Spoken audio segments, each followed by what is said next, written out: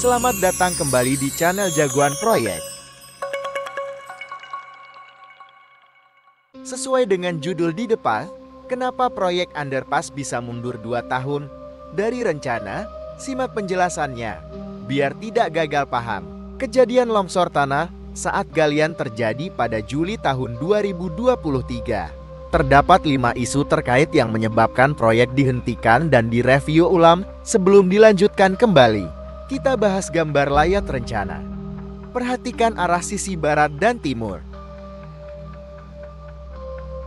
Gambar rencana awal. Bisa dilihat bahwa antara underpass dan main drain tidak menyatu. Kita lihat potongan gambar melintang. Desian underpass dan main drain terpisah jarak 8 meter. Gambar awal terdapat dinding di ketiga sisi underpass dengan tebal 80 cm.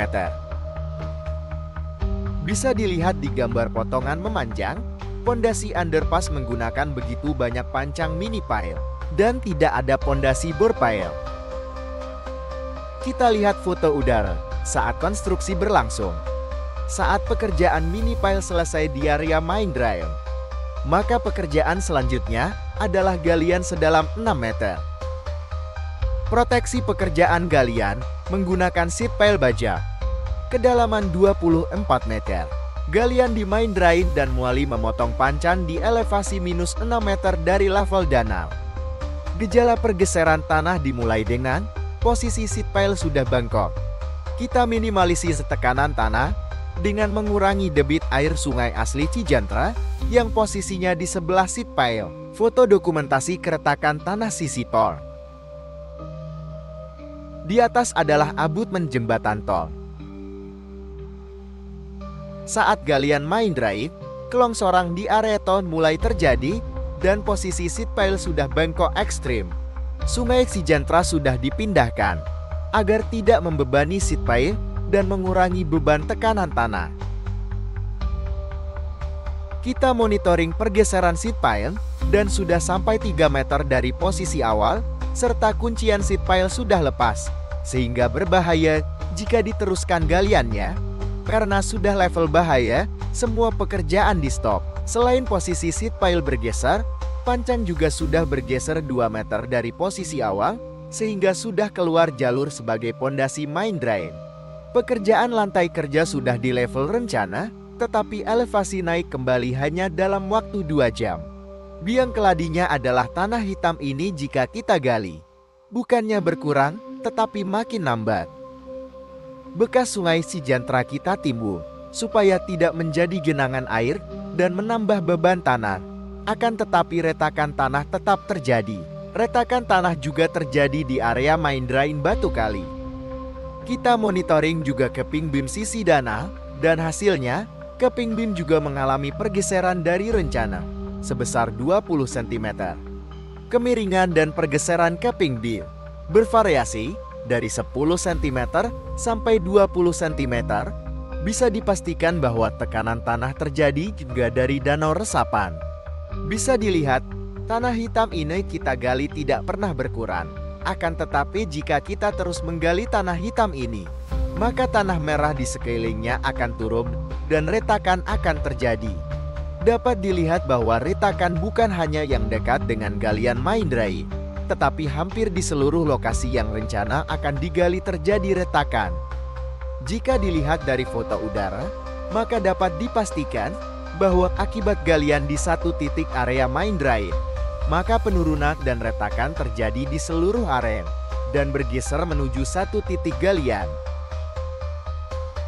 Inilah perpindahan jalur sungai Cijantra sementara, agar selama masa konstruksi, air sungai tidak membebani area proyek dan tidak membasahi area proyek. Demikianlah penjelasan sebab akibat mundurnya proyek underpass sampai 2 tahun, karena masalah kelongsoran dan perubahan desain untuk mengatasi beban tekanan tanah ini. Mari kita masuk ke pembahasan metode kerja dan desain baru underpass setelah permasalahan kelongsoran diatasi dengan desain baru. Pembahasan desain baru sudah kita bahas di awal. Kita lanjut pembahasan desain baru. Bisa dilihat bahwa desain baru posisi main drain menjadi bersebelahan dengan underpass. Metode desain awal adalah dengan galian open cut, yaitu kita gali dari atas ke bawah, seperti normalnya galian konvensional. Dengan gambar baru, maka metode kerja menjadi galian top down, yaitu kita mengerjakan lantai dahulu. Selanjutnya kita galin dari bawah ke atas. Seperti penjelasan di depan, akibat kelongsoran, maka muncullah desain tambahan sebagai dinding penahan tanah. Dinding penahan tanah ini menggunakan bore pile. Untuk mengejar keterlambatan waktu, maka pekerjaan bore pile diserah terimakan parsial agar bisa dilanjutkan ke pekerjaan lantai atas underpass. Untuk mengatasi kemiringan capping beam sisi utara atau danau dan sisi selatan main drain batu kali, maka dipasang strating baja di area ramp. Di kedua sisi area perkerasan ramp utara dan selatan, kondisi tanah setelah digali sangat lunak, tidak sesuai dengan gambar awal, sehingga sesuai desain baru, diperkuat area perkerasan menggunakan cerucuk bambu 6 meter setiap jarak 50 cm. Di atas cerucuk bambu ditutup oleh geotextile woven. Di atas geotextile ditimbun material batu makadam ketebalan timbunan 30 cm.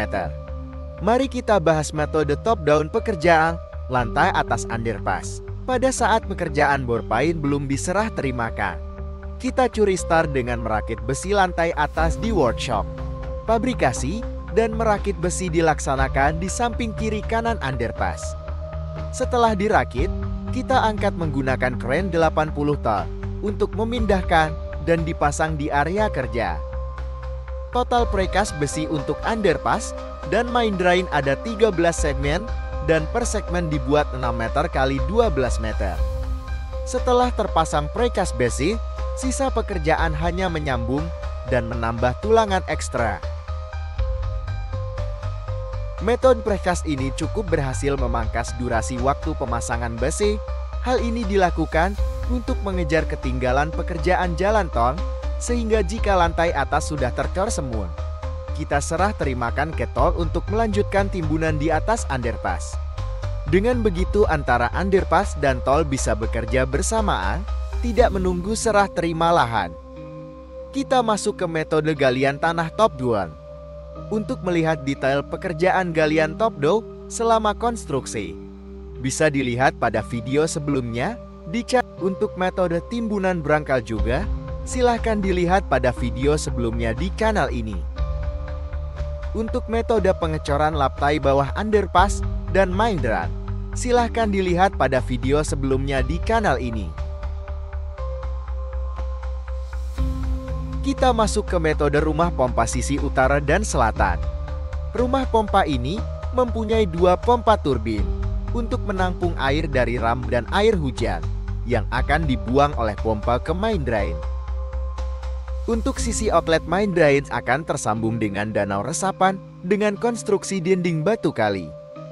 Penjelasan pekerjaan ramp ada di video sebelumnya dan sudah dibahas di depan juga terkait pekerjaan ini. Sekian penjelasan keseluruhan proyek underpass. Mudah-mudahan informasi yang disampaikan berguna. Sampai jumpa lagi di video-video selanjutnya untuk update. Terima kasih.